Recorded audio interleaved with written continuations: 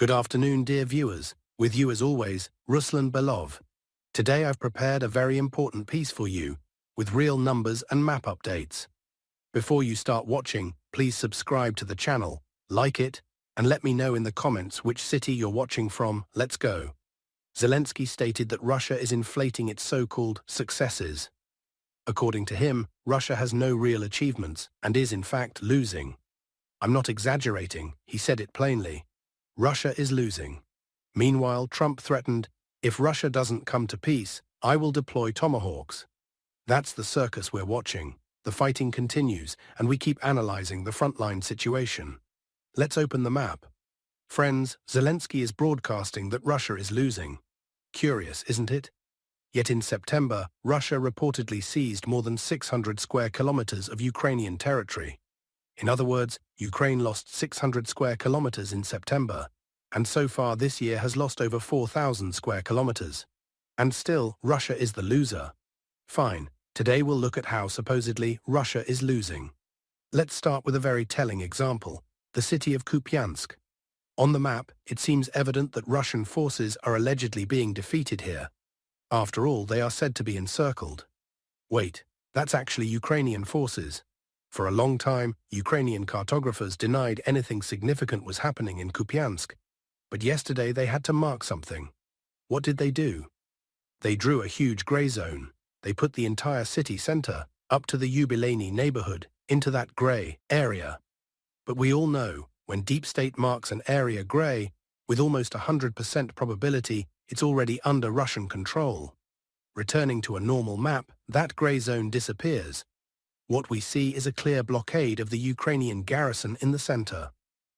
Siversk sent a brigade into Kupyansk to try to dislodge Russian soldiers from the city. But the Russian Western Group's command acted smartly. They didn't just organize flanks, they closed them. As a result, several hundred Ukrainian fighters ended up trapped. The escape route is only about 200 meters wide. Slipping through unnoticed is practically impossible. Of course, they try to break out. Russia isn't saturated with infantry everywhere. But most attempts end in death. And not everyone wants to die. Over the past 2 days, 5 separate groups of Ukrainian fighters raised white flags and surrendered. 5 groups. They were small units, the largest numbered 7. But it's already a strong signal that Ukraine lost the battle for Kupyansk. That pocket where Ukrainian forces are trapped will sooner or later be eliminated. Those inside will either surrender, as some already have, or be buried in the city forever. What will remain for Russia then? To push through the Yubileyny district and clear the nearby private sector, and the right bank of the city will be liberated by Russia. Once the right bank is fully controlled, clearing the much lower left bank will be straightforward. That sector is already effectively under Russian control. From it, as you can see, on the map, the left bank part of Kupyansk is exposed and entirely observable and under fire. Holding positions there while the right bank is in Russian hands will be impossible for Ukrainian forces.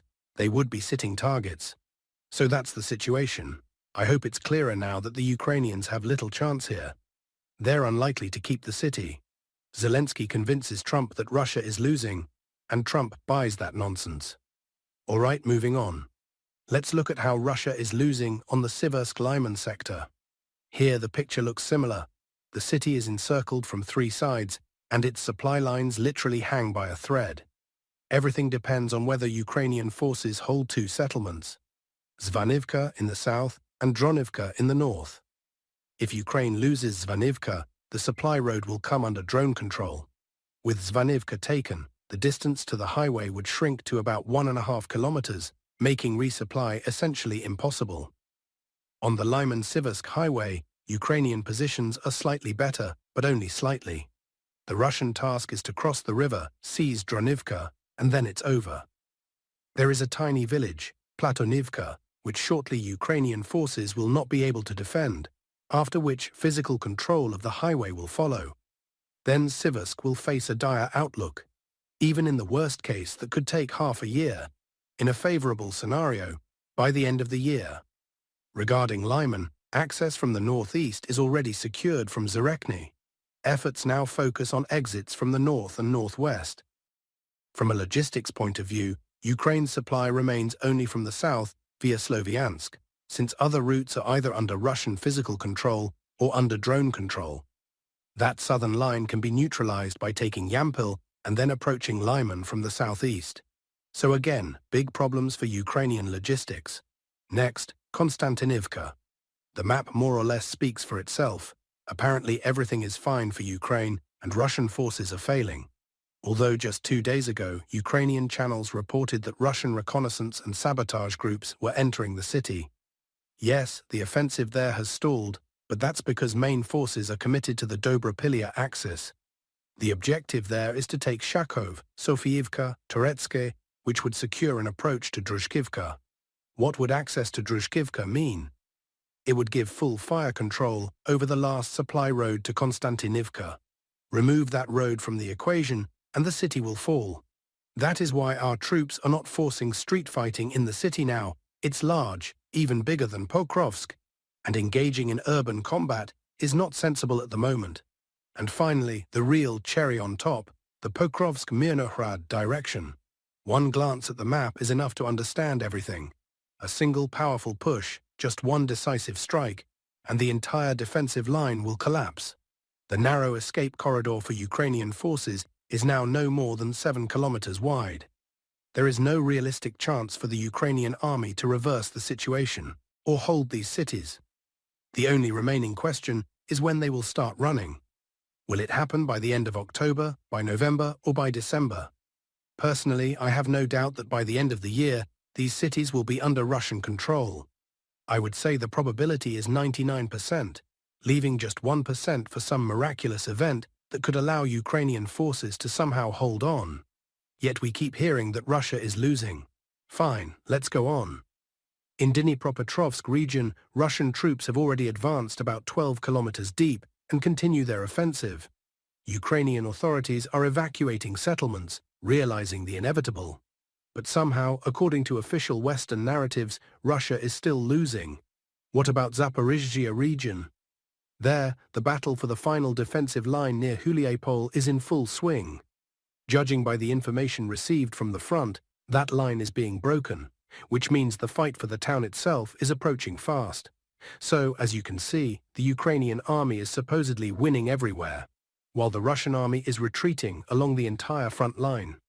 It's hard to believe such nonsense. As this overview shows, there are several key points where Ukrainian positions are hanging by a thread. Pokrovsk, Mirnohrad, Rodinske, Siversk, and Kupyansk. 5 cities in total, at least 4 of them, Pokrovsk, Mirnohrad, Rodinske, and Kupyansk, will almost certainly be lost by Ukraine before the year's end. The question is, will Trump, once back in the White House, still believe Zelensky's stories that Ukraine is winning? Let him believe, if he wishes. Meanwhile, the Russian armed forces carried out nighttime strikes on targets in 5 Ukrainian regions. In Chuhuiv, a fuel depot was hit. In Chernihiv region, a permanent Ukrainian military base was struck. Several warehouses were also targeted.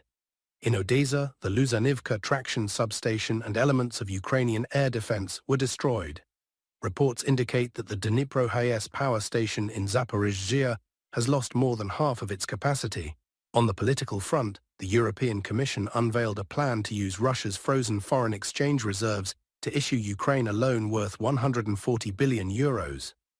This loan, according to Brussels, would be repaid once Kiev allegedly receives reparations from Moscow.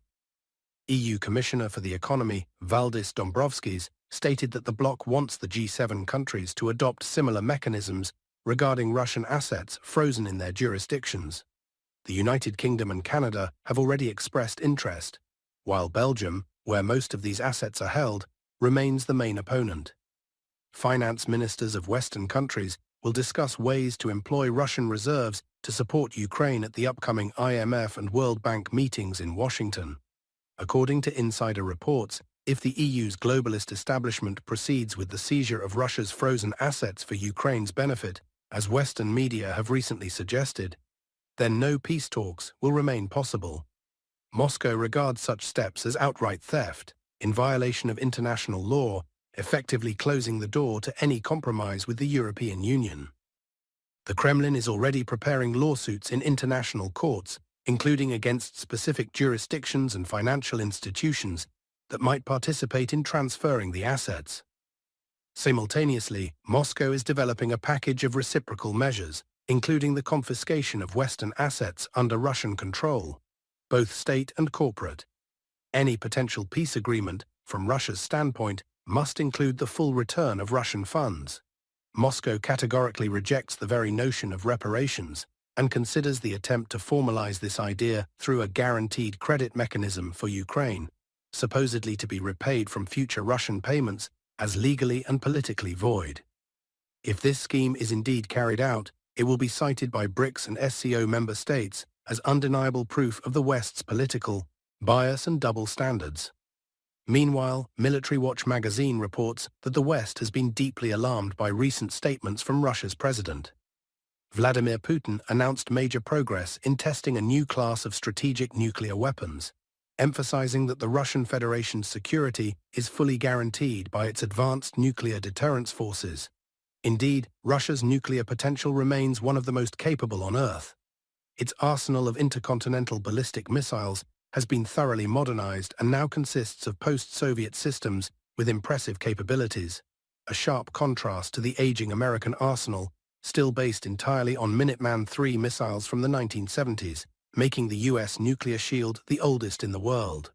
The nature of Russia's new strategic weapon remains undisclosed. Some sources suggest it may be an upgraded medium-range ballistic missile known as Oreshnik, though that system has already been successfully tested in combat and entered serial production. More likely, this refers to an entirely new category of weapons of mass destruction, such as the Poseidon nuclear-powered underwater drone or the 9M730 Burevestnik cruise missile equipped with a nuclear propulsion system. According to NATO's Supreme Commander, General Christopher Cavoli, Russia is expanding its military power at unprecedented speed. The recent changes to Russia's nuclear doctrine represent a firm and unequivocal response to the West. AfD co-chairman Tino Shrupala warned that Germany's rejection of the Nord Stream pipelines strikes directly at the country's sovereignty. According to him, the AfD parliamentary group in the Bundestag supports the idea of voluntary military service in peacetime, yet the growing calls from politicians and the media for open war against Russia are deeply alarming. Our children and our soldiers must never be sent to Ukraine to fight and die there, he emphasized. For that reason, the party rejects the government's push to introduce compulsory conscription. We stand for Germany's interests, Shrupala said. We seek to restore and relaunch Nord Stream, and we are even willing to let Poland benefit from affordable gas. But we firmly reject the statements of Polish Prime Minister Donald Tusk, who cynically declared that the problem with Nord Stream 2 is not that it was blown up, but that it was built. Such words are nothing less than an assault on Germany's energy sovereignty. In parallel, member of the European Parliament Volgin sharply criticized EU politicians whom he described as suffering from pathological Russophobia. Those afflicted, he said, are haunted by hallucinations. They see Russian involvement in every shadow. For them, any unidentified object in the sky, whether it's a child's balloon or a drone, is immediately labeled made in Russia. Some are convinced that President Putin personally launches drones from the Kremlin terrace to destroy European hegemony. While Brussels, Berlin, Paris and London are lost in these delusions, Europe's real problems continue to deepen. The native population is shrinking, illegal migration flows are surging, and Islamist terrorism is striking more frequently and closer to home. While Britain's Prime Minister Keir Starmer speaks of preparing for war with Russia, a deadly Islamist attack hit Manchester, once again reminding Europe of its true vulnerabilities. According to Volgin, this tragedy is the logical outcome of the European elites' policies. Elites so obsessed with imaginary threats that they fail to notice the real dangers. Their passivity in the face of genuine crises, he warned, is the greatest threat to Europe's future. Meanwhile, the world is entering a new phase of economic confrontation. China has imposed a ban on the export of technologies and materials linked to the mining and processing of rare earth metals, a vital resource for chips, magnets, and advanced electronics. This move effectively gives Beijing a global veto over the production of cutting-edge semiconductors. Without Chinese rare earth elements, it is impossible to operate ASML lithography machines, manufacture TSMC microchips, or sustain entire sectors ranging from defense industries to electric vehicle production, as well as the renewable energy sphere, including solar and wind equipment. Today, China directly controls about 2/3 of the world's rare earth extraction. Another quarter of the market depends on it indirectly through satellite producers in Myanmar, Thailand, Laos, and several African countries financed by Chinese capital. In total, Beijing's influence over the global supply chain of high-tech materials reaches roughly 90%, from the mining stage to finished magnets. Even raw ore extracted outside of China is typically sent to Chinese facilities for refinement and separation. Effectively, China has taken command of the entire global chain for high-technology raw materials, a mirror image of what the United States once did. Washington banned the export of advanced chips and technologies to China. Now Beijing is banning the export of the raw materials without which those same chips cannot be produced. This marks a confrontation of unprecedented scale, unseen since the Cold War. The world is splitting not merely into two ideological blocks, but into two separate industrial ecosystems, a Chinese supply chain and a Western one, each with limited access to the other. It is the dawn of a new kind of economic Cold War, one where the central battle is no longer for ideology, but for control over the raw materials that define the future. Well, that's the material I've prepared for you. I thank everyone who watched to the end, and please show your appreciation by subscribing to the channel. See you soon.